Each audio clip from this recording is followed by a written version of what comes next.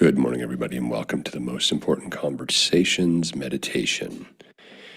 We host these meditations Monday through Friday. The overarching theme of the meditations is liberation. And before each meditation, we have a talk. And that talk is, the content of that talk is derived from our core program called Whole Life Architecture.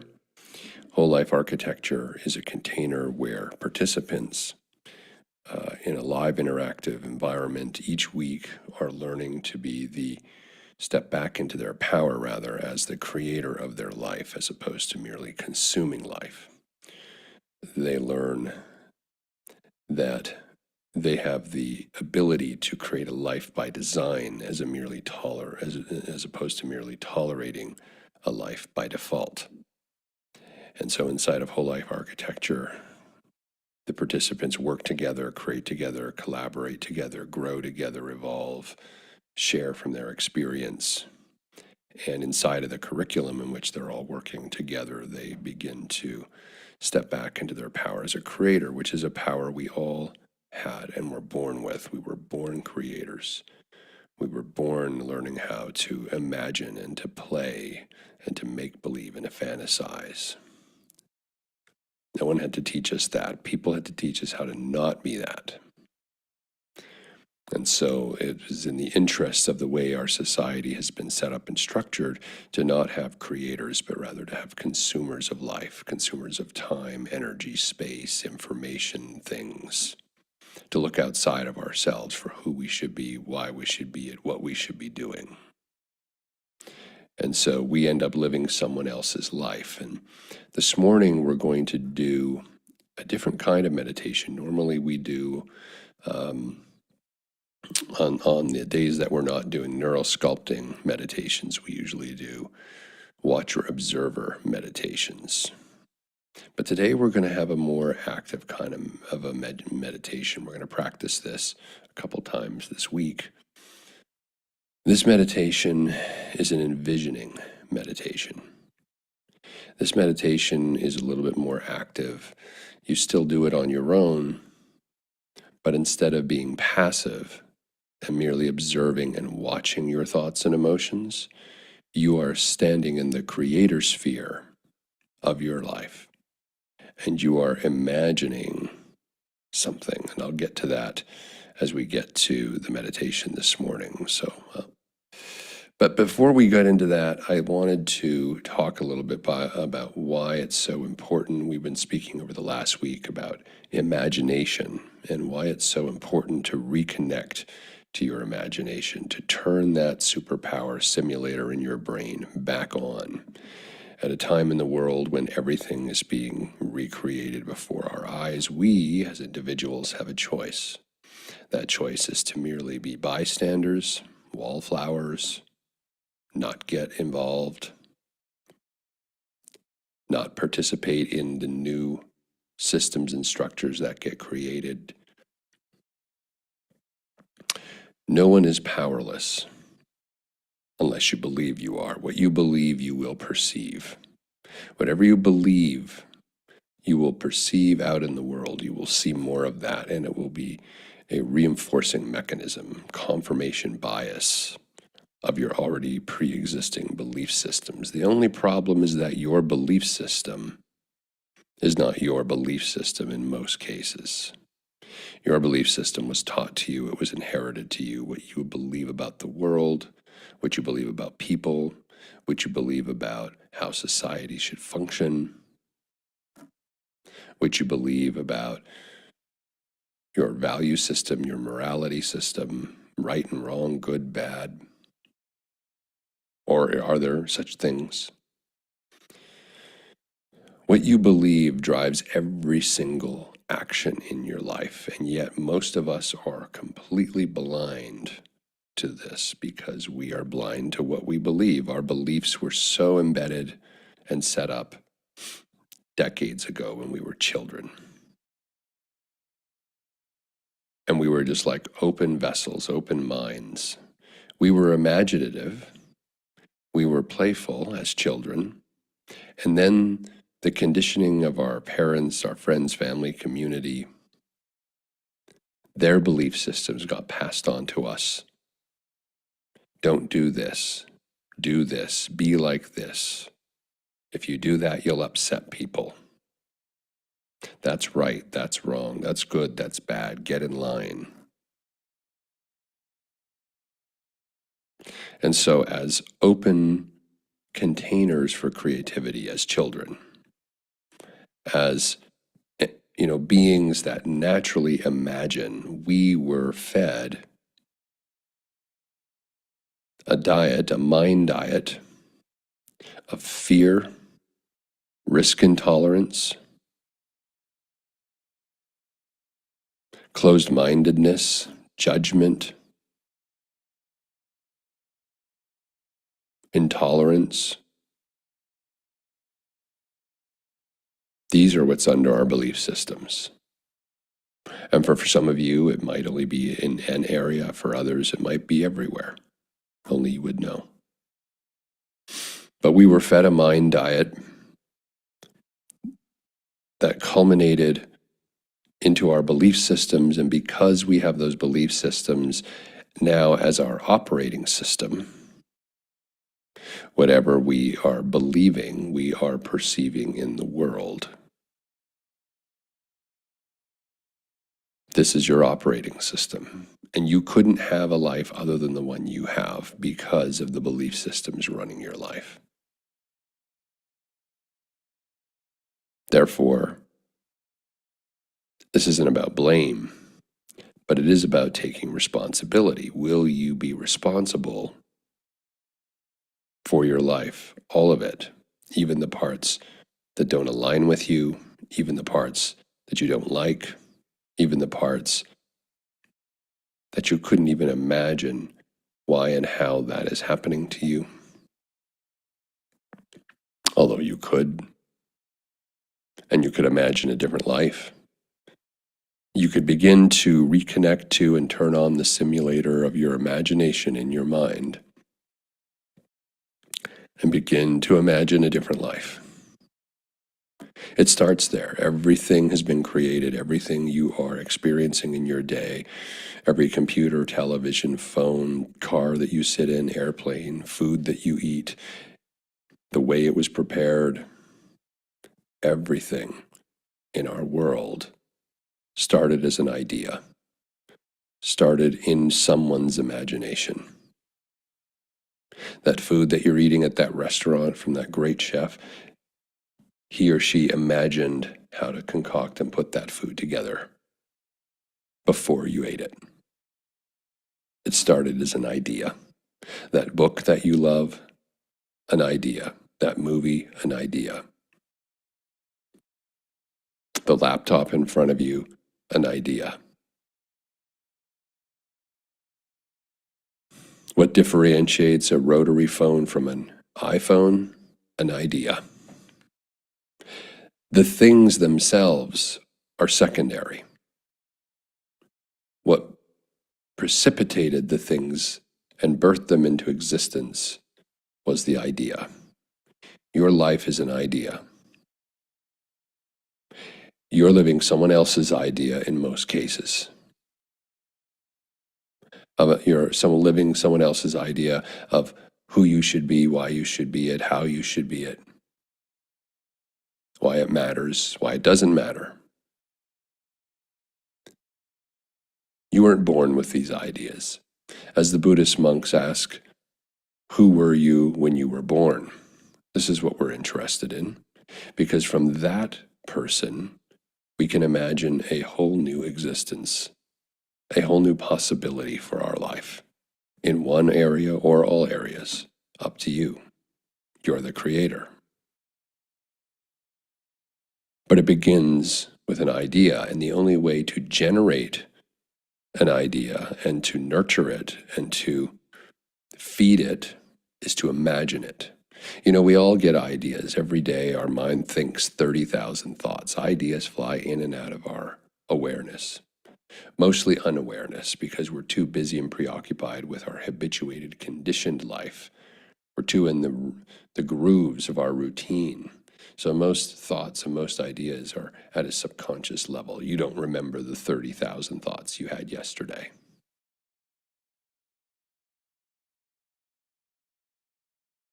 So most of our thinking happens under the surface of our awareness.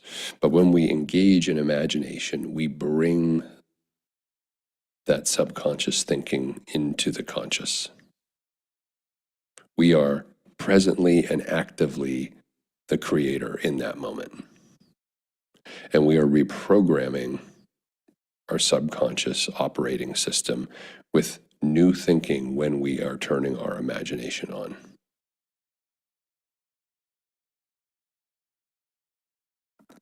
This is the first step to recreating your life.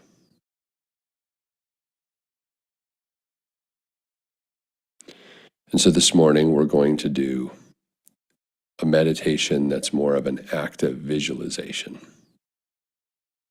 We're not being the watcher observer for this week, and doing these during these visualizations. Instead, we're being the creator.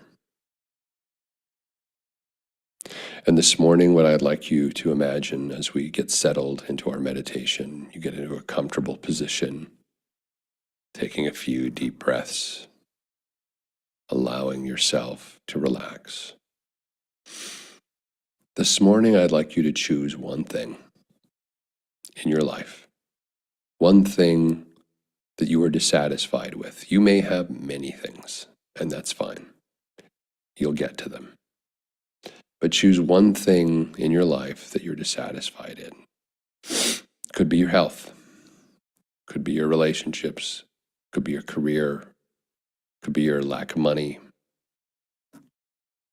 could be your lack of creativity, could be where you live, could be anything that you're dissatisfied with. And what you're going to do this morning for the time that we're together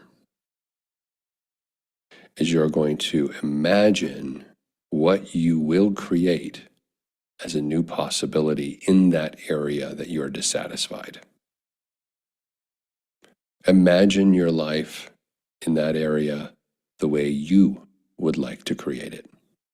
What would it be like? What would you be doing? Why would you be doing it? What would be the motivation? Who would be there? Or not? How would they be if they were there? Maybe you're dissatisfied with a relationship or a person. Maybe it's not even them, and it's someone else. Who is that person being in your vision? Or maybe you have a different career. What would it be? What is it? Who are you being in that position? What are you doing? Maybe you imagine yourself in a healthier state, a better environment. Where is that environment? And imagine your healthy state in as much detail as you can for any of these areas that you are imagining. The key to this mechanism, like everything, is consistency. This is a technique that, if practiced consistently over and over again, will begin to alter your perception, because what you believe you perceive. And by altering your perception, you will see new possibilities and opportunities that align with what you're imagining, what you're creating, to allow it to unfold. And this is what manifestation is. It is not wishful thinking. Manifestation is taking control as creator over the power of your imagination and beginning to reorient and align your very being with a new possibility you are beginning first with as an idea, as an artifact of your imagination.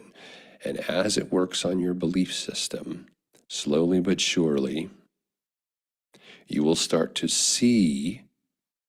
It's not that these things you'll start to see that align with your vision haven't always been there. They were always there. But you can only perceive that which you are. We are all projectors. We are all projecting onto the world and onto other people our own values, our own expectation, our own wishes, our own dreams, our own hopes for who we would be. And when we get irritated with people, it's because they're not being the way we would be or we would like them to be. All of us have some level of low-grade narcissism going on, and it's a survival mechanism. Because to care about ourselves is a way of maintaining our survival. It's self-preservation.